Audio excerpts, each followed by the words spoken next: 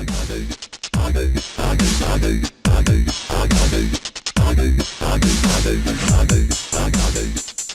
everybody, this is Roth, and I still don't know what we're going to call this. Something like, this is the news. Yes. Hello. Anyway, so getting right into the news, it's basically all Pax Prime, if you haven't noticed. So, Wildstar, they showed off some cool stuff, and of course, it's always going to be awesome. I don't even need to clarify. They're awesome. So Watch Dogs shows off some of their neat little things that they got going on. So they have a tablet app that works with the game where you can play.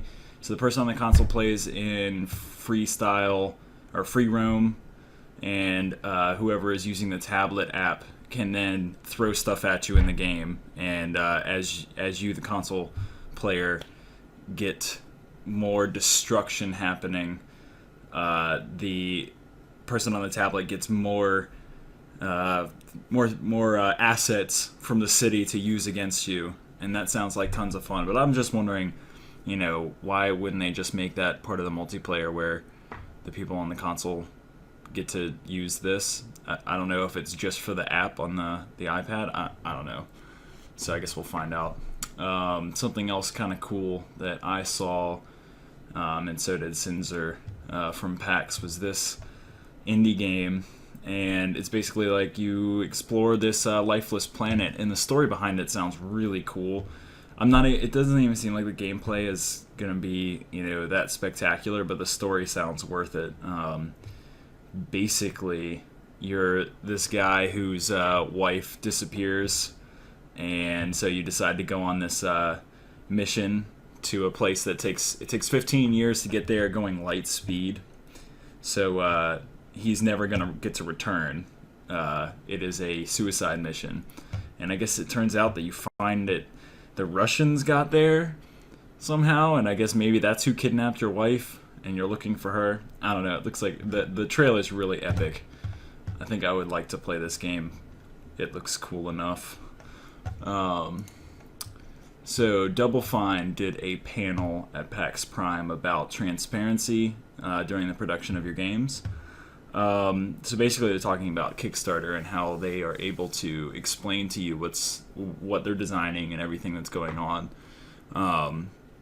So it is a good thing for some games. I think, it's definitely, Kickstarter is something that needed to happen, and I hope it stays around, forever. But, some games, I could see it being the death of the game.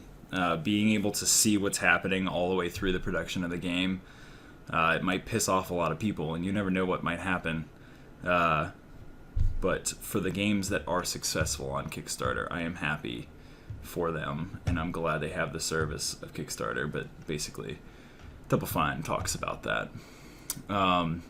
Steam did a huge sale of all of their greenlit games, and where's the quote? Said if you have a weakness for affordable indie games, you should stay away from Steam. And I took her advice because I didn't need to empty my wallet again.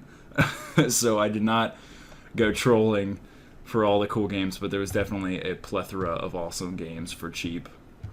I should have gone through and bought some, but I had to stay away. I had to make myself do it. So last, this is just crazy sci-fi future stuff. But here we are in the present day with this technology now, and human-to-human brain interface. It was successful. It was, University of Washington did a study, and they can now transmit simple commands through the internet. And it's the one person on one end thinks to move his hand, and then the other person on the other end moves his hand without, making himself do it. It just happens. And they used a video game to test this. And Amy wrote about all of the things that could come from this. It is scary and not scary. I don't know. There's some cool stuff, like a plane might be going down, and because the pilot is unconscious, so somebody could get controlled by a pilot on the ground and get the plane landed safely. On the other hand, what's going to happen when your brain gets viruses? Yeah.